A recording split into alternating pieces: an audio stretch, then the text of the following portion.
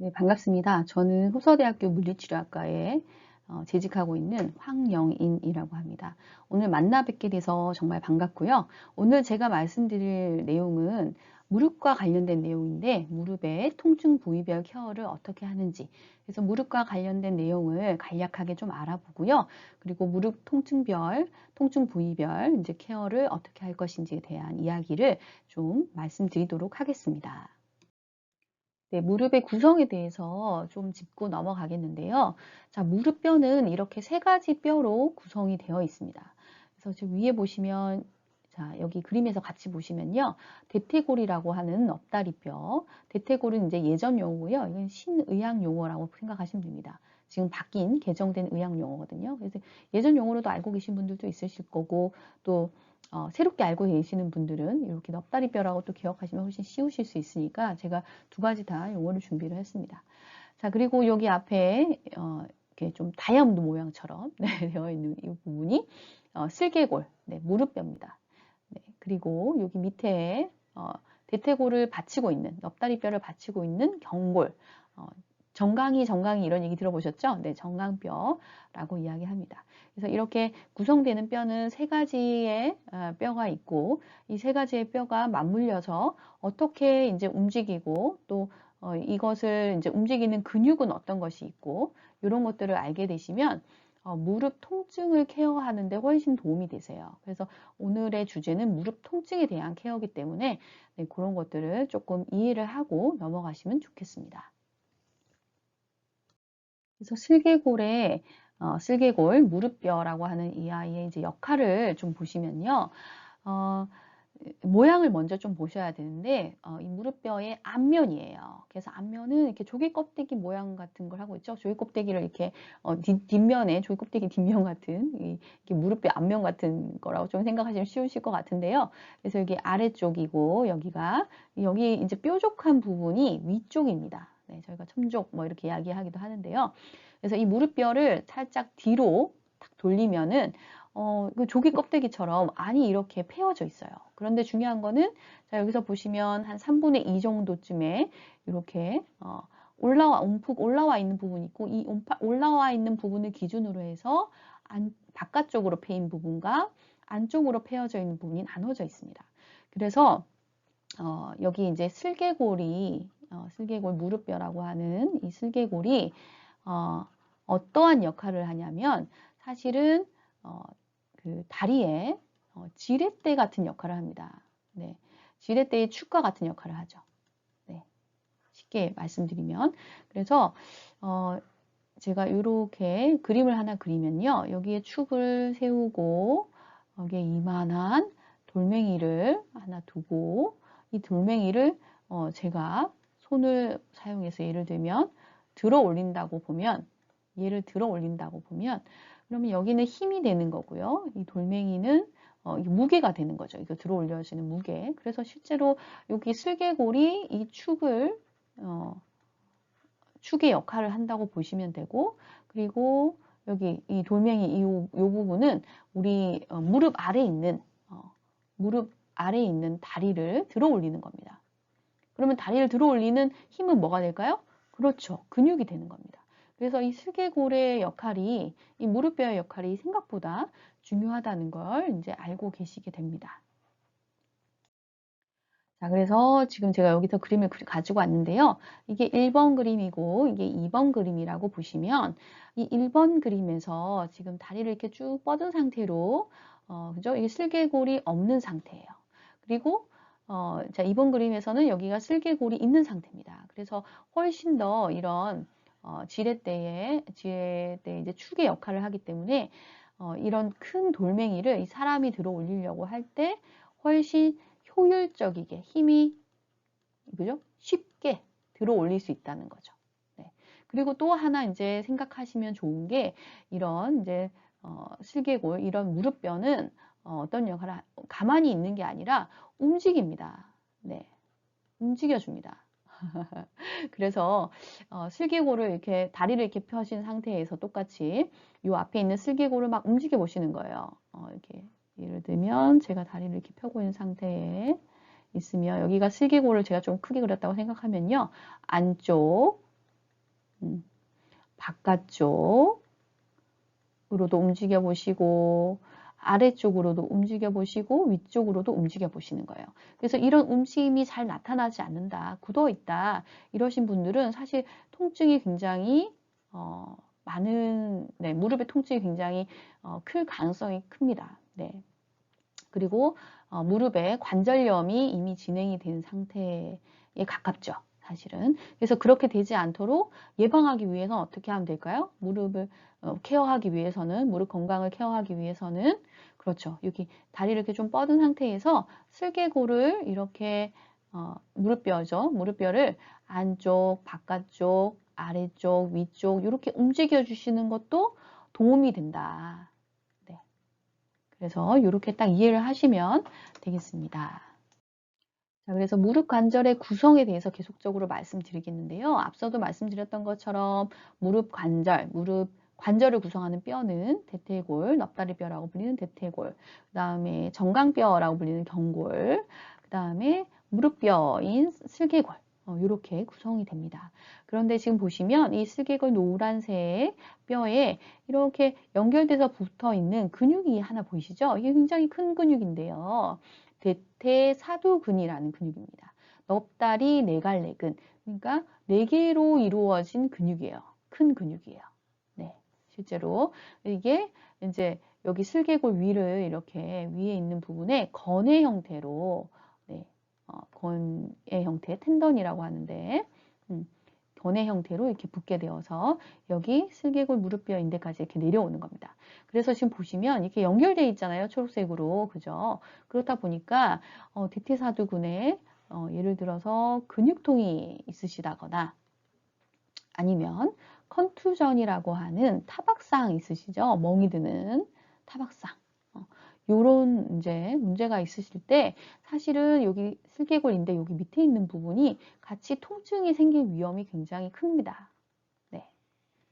그래서 이 부분을 해결을 해주시면 여기에 통증이 좋아질 확률이 크죠.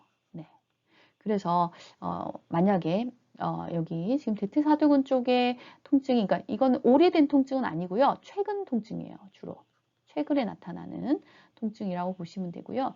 그래서 내가 지금 무릎뼈 아래가 조금 최근에 조금 결리기 시작했는데 이런 분들은 여기 대퇴사두근 쪽 부분에 근육통을 해결하시는 거, 뭐 타박상 있었으면 그런 것들을 해결해 주시는 방법들로 좀 진행을 하시면 훨씬 통증 부분에 있어서는 효과가 있으실 겁니다. 네. 그 다음에 요 이제 무릎 관절의 구성에서 보시면 여기 대퇴골과 경골이 또 구성이 되어 있잖아요. 그러면 이렇게 지금 보시면 대퇴골이 이렇게 볼록한 면으로 구성이 되어 있습니다. 그래서 이게 볼록면이라고 저희가 이야기를 해요. 볼록면. 그럼 이 볼록면과 연결된 여기 정강뼈 같은 경우는 어떻게 되냐면 오목면으로 구성이 되어 있습니다. 네. 볼록면과 오목면. 그래서 대퇴골은 이렇게 지금 보시면 볼록하게 나와 있는 부분이라고 생각하시면 돼요. 그리고 경골뼈는 이렇게 움푹 들어간 오목한 면이 있다. 이렇게 생각하시면 됩니다. 그래서 이렇게 볼록한 면이 움직일 때 돌아가는 그 움직임을 저희가 롤링이라는 표현을 쓰거든요. 롤링. 굴림이라고 생각하시면 돼요. 굴림. 쉽게 생각하면. 그 다음에 이렇게 오목한 굴림에서 굴러지면서 이렇게 움직이는 걸 굴림이라는 표현을 쓰고요. 그리고 이렇게 미끄러지듯이 가는 걸 슬라이딩, 미끄러짐이라는 표현을 씁니다. 네. sliding, 미끄러짐. 네, 미끄러짐. 그래서 요런 이제 움직임이 나타나거든요. 또는 회전이라고 해서 스핀, 뭐 이런 움직임이 나타나는데 뒤에서 또 말씀드리도록 하겠습니다. 네, 그래서 여기 지금 그림에 나와 있죠? 굴림, 그 다음에 미끄러짐. 그래서 이렇게 동그란 부분이, 그 동그란 부분이 이렇게 움직여지는 걸 굴림이라고 하고요. 미끄러지는 부분은 여기에 여기 아랫부분에 점을 제가 하나 찍으면 이 아랫부분에 있는 점이 이 앞으로 미끄러져 있죠, 지금. 네. 여기 A 부분이 여기 A 부분까지 가 있죠. 그래서 이렇게 앞으로 미끄러져 있는 부분이라고 생각하시면 돼요. 그리고 여기는 지금 A 부분이 여기에 이렇게 앞으로 굴러가 있다고 생각하시면 되거든요. 그래서 B 부분까지 쉽게 생각하면 그래서 굴림이라고 표현합니다. 근데 이제 이건 이제 돌아가는 거 회전은 스핀이라고 되어 있죠. 회전. 그런데 이제 그 무릎 관절에 통증이 있으신 분들은요, 요런 움직임이 잘 안 나타나는 경우가 있는데, 저희가 움직일 때 어떤 움직임이 잘 안 나타나냐면요, 이런 미끄러짐에 대한 움직임이 잘 안 나타납니다. 네. 미끄러짐에 대한 움직임. 그래서 이런 부분들을 조금 무릎 통증이 있으신 분들이 케어를 하실 때 먼저 이렇게 미끄러지는 부분을 이렇게 좀 잡아주시면 굉장히 좋거든요. 여기 경골 있는 부분에. 그래서 지금 경골 있는 부분에 이렇게 감아줄 수 있는 보조 도구 같은 게 있어요. 네, 여기 고정할 수 있는. 네. 그걸 뭐 스트랩 이렇게 표현하기도 하는데 스트랩 그리고 또는 테이핑 방법으로도 하실 수가 있습니다. 그래서 이런 것들을 또 뒤에서 케어를 직접적으로 할 때 제가 또 말씀을 드리도록 하겠습니다. 자, 무릎 관절은 어떻게 움직여지는가에 대해서 조금 알고 계셔야 되는데요. 다 알고 계시는 것들인데 이걸 조금 더 명확하게 이제 이해를 하셨으면 해서 제가 가지고 왔습니다. 그래서 무릎은 여기 지금 보시면 여기 대퇴골과 경골이 있는 부분 그리고 여기 슬개골 보이시죠? 그래서 이걸 가로축으로 해서 어떻게 움직입니까? 네, 굽힘과 플렉션이라고 하는 굽힘과 익스텐션이라고 하는 펌으로 이루어집니다. 그런데요, 이렇게 보통은 많이 굽혀질 때 너무 심하게 구부리시는 거예요. 네, 심하게 구부려서 쓰시는 거죠. 네. 그래서 이 각도가 110도 이상을 넘어가게 되면요, 아무래도 무릎에 네, 좋지 않은 영향을 줍니다. 네. 그래서 지금 그걸 제가 설명을 드리려고 여기 문을 가지고 왔는데요. 문이 이렇게 닫혀져 있는 상태에서 보시면 이렇게 조금씩 열리잖아요. 그죠? 더 크게 열리고 완전히 열린 걸 보실 수가 있죠. 그래서 여기 보시면 이게 열릴 수 있는 구조가 뭐 때문에 그런 건가요? 네, 다 알고 계시죠? 그래서 여기에 있는 경첩이라는 구조 때문에 그런 거잖아요. 그죠? 경첩이라는 구조 때문에. 근데 이 경첩을 예를 들어서 이걸 10년을 쓸 수 있는 건데요. 항상 이제 이렇게 조금 열었다가 뭐 중간 정도, 이 정도 열었다가 항상 어떤 사람은 이렇게 끝까지 여는 거예요. 그렇게 되면 이렇게 10년 쓸 수 있는 경첩이 어느 정도 쓸 수 있을까요? 네, 수명이 줄어들겠죠. 뭐 5년으로 줄어들 수도 있고, 그죠? 뭐 7년으로 줄어들 수도 있고, 어쨌든 이렇게 줄어들 겁니다. 그런 것처럼 무릎도 그런 관절이라고 생각하시면 돼요. 관절.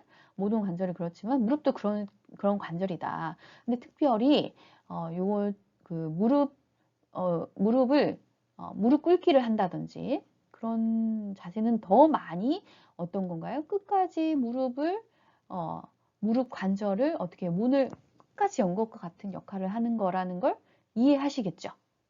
그래서 좋지 않다는 겁니다. 무릎에는. 무릎 꿇기가 좋지 않고요. 그리고 어떻습니까? 뭐 바닥에 앉아서 보통은 이렇게 양반다리 또 하시잖아요. 이렇게 할 때도 사실은 꺾여지는 각도가 굉장히 큽니다. 네, 그래서 이런 양반다리를 하시는 것도 별로 좋지 않고요, 사실은. 그래서 의자에 앉으시는 게 가장 베스트예요, 사실. 네, 의자에 이렇게 네, 앉으시는 게 좋고 또 무릎이 많이 아프신 분들은 90도 이상으로 구부리지 않으시는 게 좋습니다, 사실은. 네, 그런 것도 좀 생각해 주시면 좋고요. 그리고 자전거를 탈 때도 이런 자전거를 탈 때도 사실은 무릎이 많이 안 구부러지게끔 자전거를 타시는 게 또 좋습니다. 무릎이 많이 아프신 분들은요. 자, 여기까지 조금 이해가 되셨을 거라는 생각이 들고요. 그래서 무릎을 케어하는 데 있어서는 이런 이해가 바탕이 되어야지 항상 이제 여러분들이 무릎을 사용하실 때 아, 내가 이런 부분은 좀 조심해서 써야겠구나 이런 것들을 좀 이해하게 되실 겁니다. 아, 특별히 또 말씀드리고 싶은 게요.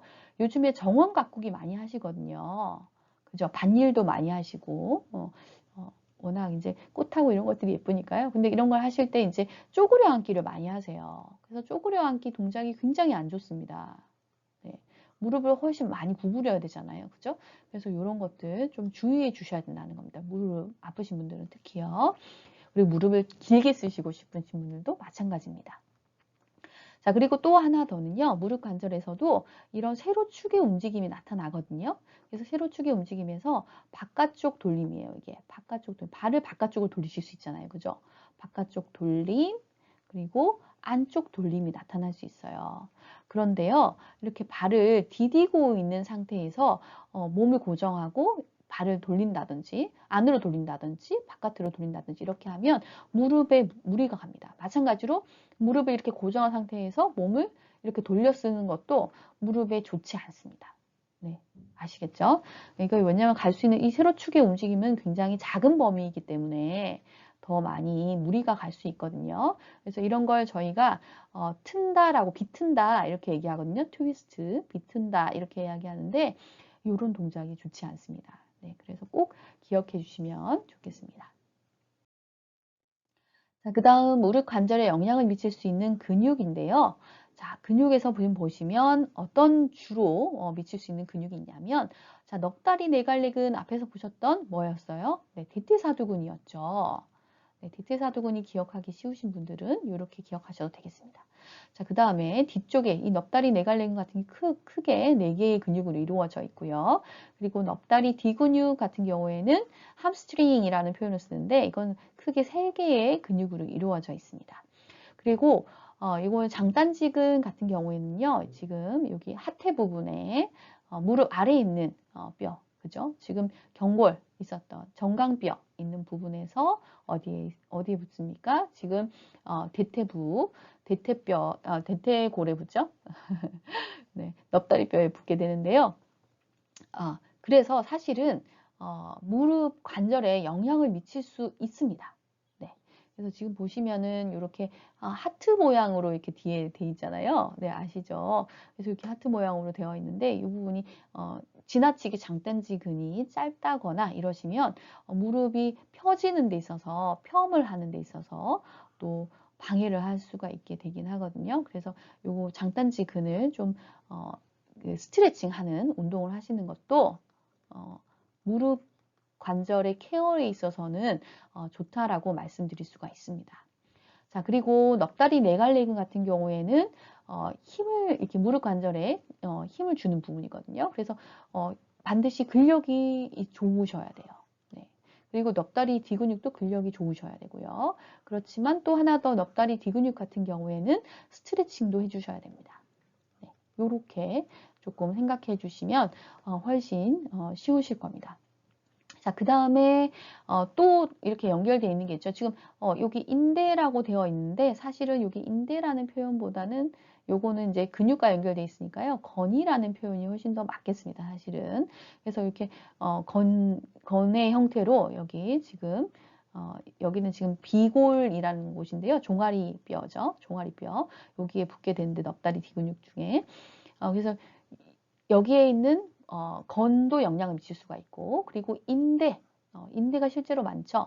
그래서 이런 건 이제 인대로 연결이 되는데, 이런 인대도 굉장히 많고, 그리고 쿠션의 역할을 하는 반월판이라는 게 또 여기 보시면 어디 부분에 있죠? 그렇죠. 대퇴골, 지금 넙다리뼈 아래 부분에 쿠션의 역할을 해주는 것이 있죠. 네. 쿠션, 이렇게 생각하시면 되겠습니다. 그래서 쉽게 생각하시면, 자, 무릎 관절은 영향을 미칠 수 있는 근육이 이렇게 있는데, 이런 근육들은 어떻게 하는 거냐면, 무릎을 지탱하기도 하고, 지지하기도 하고, 또 어떻습니까? 그렇죠. 충격을 흡수하는 겁니다. 역할도 합니다. 충격 흡수의 역할도 하게 됩니다. 그래서 반드시 알고 계셔야 되는 게 무릎을 이제 발을 어떻게 디디냐에 따라서 무릎에 충격이 어떻게 주어질 수 있다. 요거를 조금 기억해 주시면 좋을 것 같아요. 네. 네, 그래서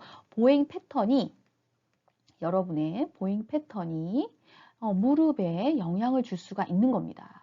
네.